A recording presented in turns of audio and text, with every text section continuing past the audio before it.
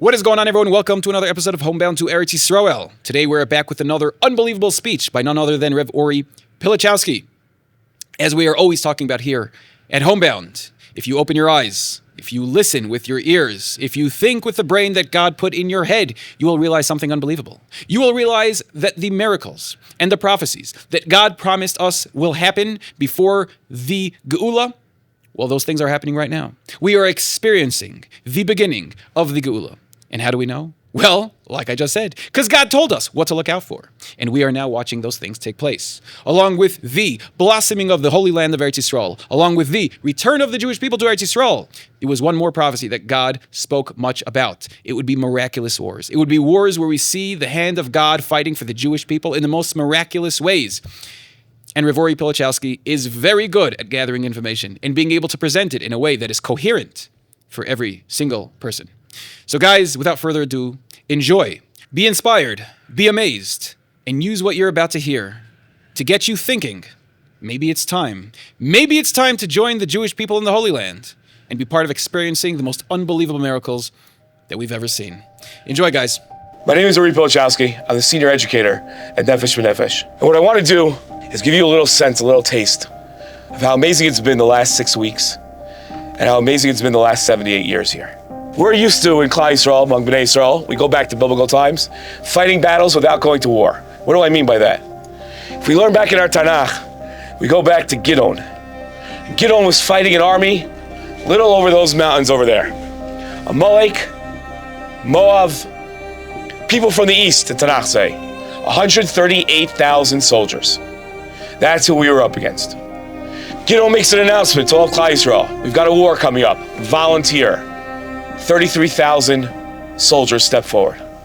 Gideon's happy with the numbers. It's not an even fight, but we could probably do it. Kadosh Baruch Hu tells him, it's too many soldiers. If you go to war with this many soldiers, and I help you win, they're going to think it's them. Lower the amount of soldiers. So Gideon brings the army down to 22,000. Kadosh Baruch Hu says it's still too much. Brings it down to 300. Hashem says to Gideon, tell the 300 soldiers, bring a torch, bring a shofar, bring an empty jar.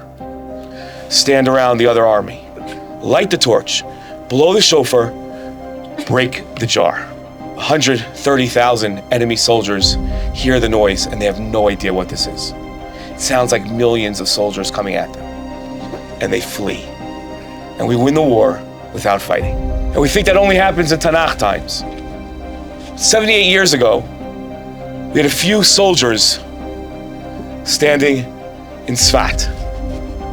And they had to take Tzfat from the Arab legions. And they look up at a mountain called Har Canaan overlooking Tzfat. And they realize they are far outnumbered. And Israel has this horrible weapon called the Davidka mortar. It is atrocious. It cannot hit its target. No matter how hard you try. Even if you try missing, you'll end up hitting your target. Just because it's that bad. But the Davidka mortar is incredibly loud. And Israel looks up at Har Canaan. The soldiers look up and they realize they've got little chance of success here. They fire the Davidka mortar. It makes a horrible sound. Completely misses the Arabs. But at that moment, and look this up in history and you'll see that it's true. At that moment, in June of 1948, it begins to rain over Har Canaan. It does not rain in June in this land. It begins to rain. And the Arabs, I don't know how they made this dumb of a mistake. Their assumption was, with the loud noise of the Davidka and the rain, Israel must have launched an atomic bomb. Doesn't make any sense. Doesn't make any sense because they're still alive. And if Israel launched an atomic bomb, both they and the Israeli soldiers would have been killed.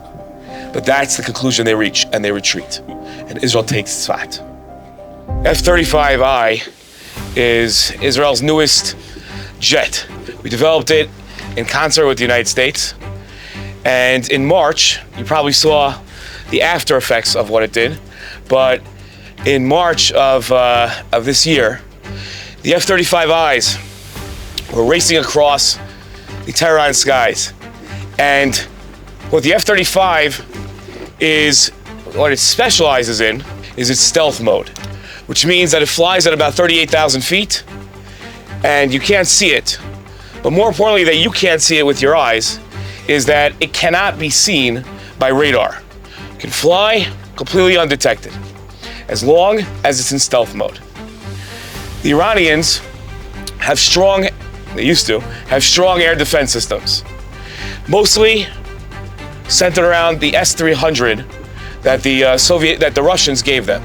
This is an air defense system built on surface-to-air missiles that as the planes go over, it locks on, finds it, has about a 90-second envelope to be able to knock them out of the sky and hit it.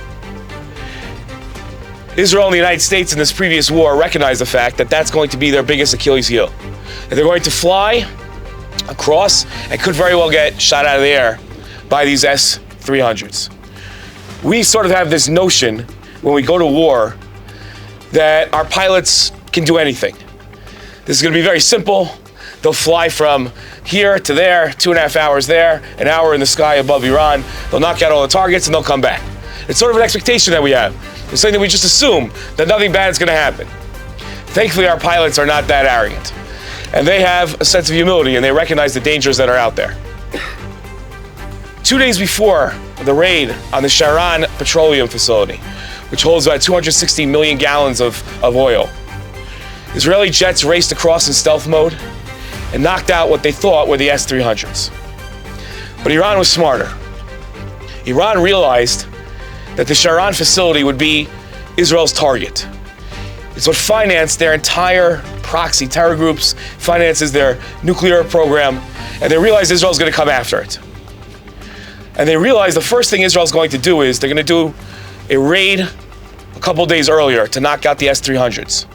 They'll go in stealth mode. The Iranians won't detect them. They'll be able to knock out the S-300s, and they'll come back a day or two later and knock out the oil. That's exactly what happened. Israel raced in. The Iranians were smart. They built decoy S-300s. What they had they looked the same, they had the same radar signature. They were right out there for all the satellites to see. And the Israeli pilots flew in, saw the S-300s, locked on, blew them up. It flew out. So 2 days later, when Israel planned the raid on the Sharon facility, they thought there weren't any S-300s to be worried about. In which case, they didn't need stealth mode. In which case, they could switch to, and I kid you not, this is what it's called, beast mode. What beast mode is, you load up the plane with as many bombs as you can. Spice 1000s, JDAMs, external fuel tanks. You make the plane as heavy as possible so that it can have as big of a payload as possible. So that when it hits the targets, it's hitting it with all it's got. The disadvantage is that you could be seen for miles away, which Israel didn't think would be a problem. But as they raced closer and closer to Tehran, the Iranians brought out the S-300s, the real ones. And as soon as they turned on their radars and found the F-35s coming at them, the American Growlers, which are fighter jets that are launched off the aircraft carriers, whose goal is to recognize when radar facilities are lit up and are detecting airplanes, noticed that the S-300s had come out of the mountains, the ones that were supposedly already destroyed 2 days before. And they realized they had a problem. The Israeli jets that are racing towards Sharon do not have enough fuel to evade the S-300s. At this point, they've got just a few seconds to make a decision. Abort the mission, fly back to Israel, or risk it and try to bomb the facility, recognizing the fact that for a good 90 seconds, they're going to be in that envelope of attack where the S-300s could take them out. And the Growlers are picking them up south of Tehran. The Growlers are picking them up as they come off the aircraft carriers. And the Growlers don't have enough time to get there before the Israeli jets enter that envelope. The Israeli jets do not have enough time to knock out the S-300s. And they come racing in, and the S-300s launch their missiles. It does not look good for us. As they come in and sweep low towards the petroleum facility, the missiles somehow miss the planes. The radio static that these planes put out are filling the ears of the pilots. They come in, Spice 1000s come straight through the walls of the petroleum facility, ignite it, A 300-meter high fireball launches into the air and lights up Tehran. Planes get out of there untouched. Seemingly impossible achievement.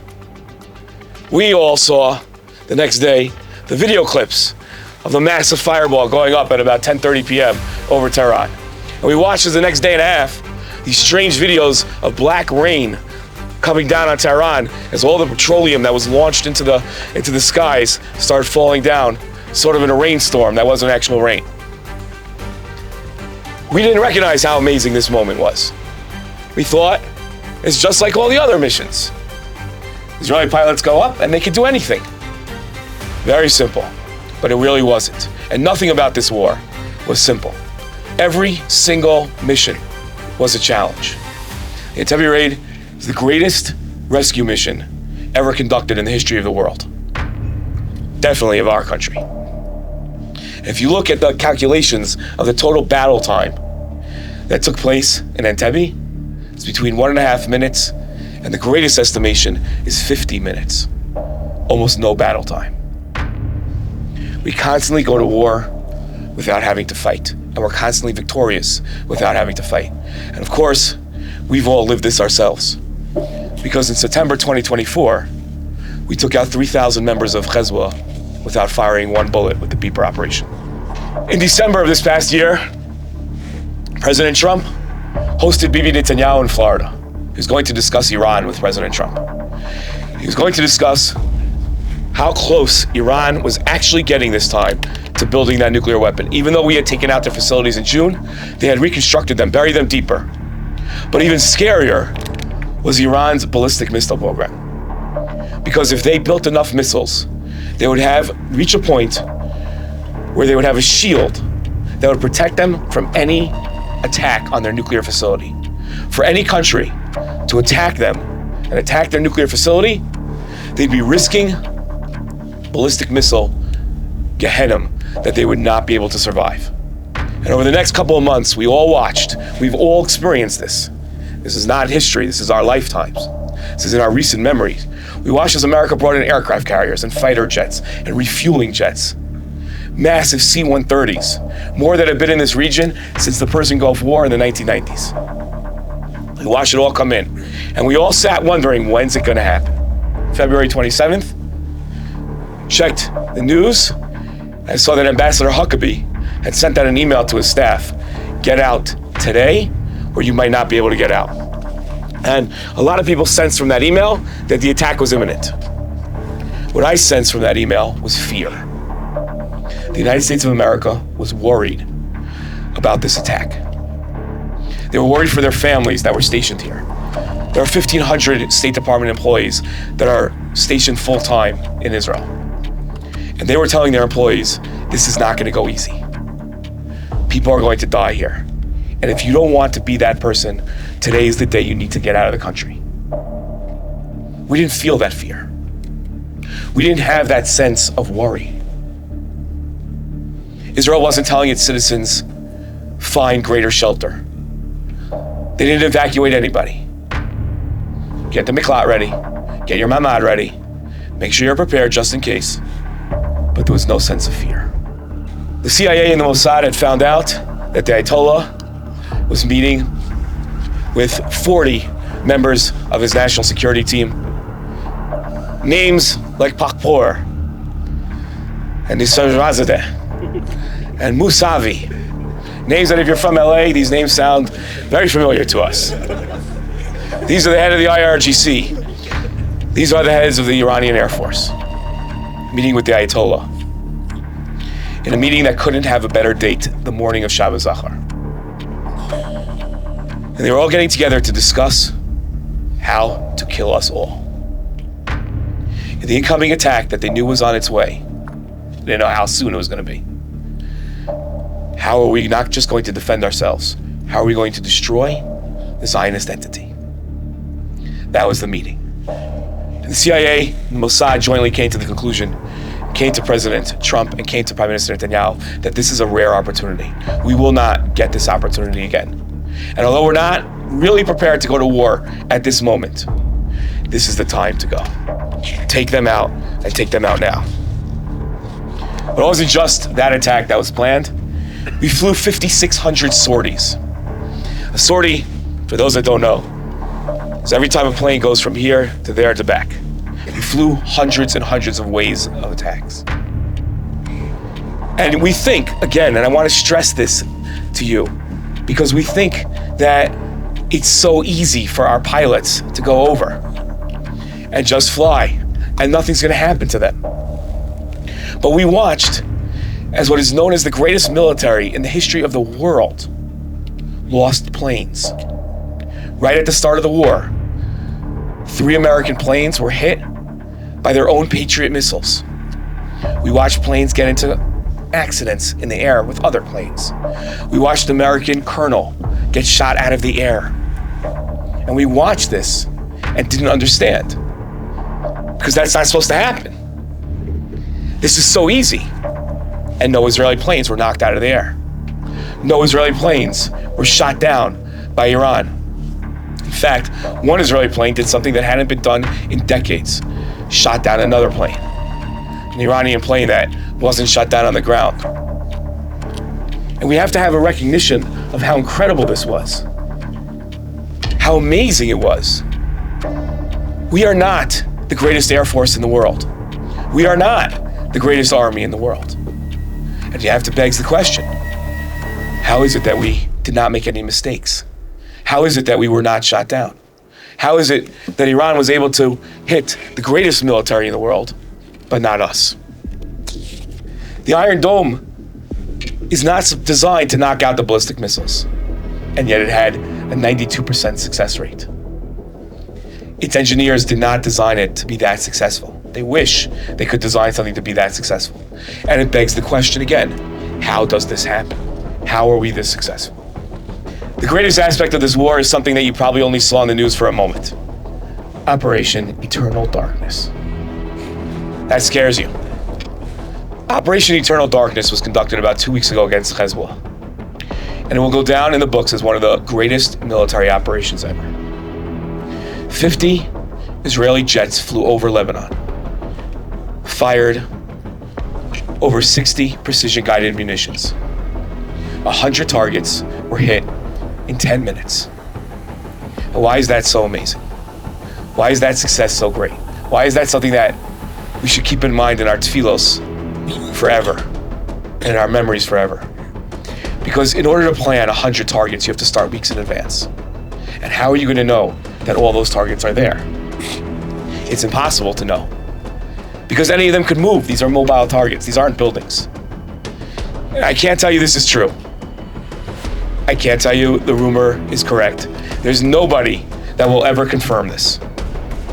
Supposedly, there was a Zoom call with 100 members of Hezbollah. And as they got onto the Zoom, their IP address lit up, which was very easy to trace their location. And in 10 minutes time, we took out over 250 Hezbollah operatives. An amazing show of force that had very little chance of that great success. And again, begs the question of how.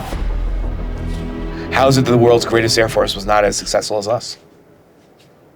And the answer is very simple. It's our secret weapon. It's what Gideon had. It's what Yoshua had. It's what all of us enjoy. Hashgacha. We have a Kadosh Baruch Hu on our side. Before you can give a Karas HaTov, you have to have recognition of what you have to be thankful for. We need to look back at the last 2 months. We must look back at it and not just assume everything's going to go well, and not just assume that everything went well because we're that good. We're not that good. Nobody is that good. We are this good because beneath our pilots' wings is that hashgacha leading them to success. That's the only explanation. We look at the last 78 years here, and the amount of wars are unfathomable. We've had losses. We've had great successes. And Jewish history is being written step by step. Does anybody here know what happened between the years 1420 and 1460 to the Jewish people? Not one hand. I have no idea. That's because Jewish history wasn't really being written at that time. The times that you're living in, the times that you get to be here in Eretz Yisrael, Medinat Yisrael, and watching Jewish history is being written, and you're being written into those pages. Thousands of years of our descendants will read about this time. This is an amazing time to be alive, an amazing time to be a Jew, an amazing time to be in Israel. And it is something that you need to recognize. This is our generation, this is our time. Jewish history is being written now.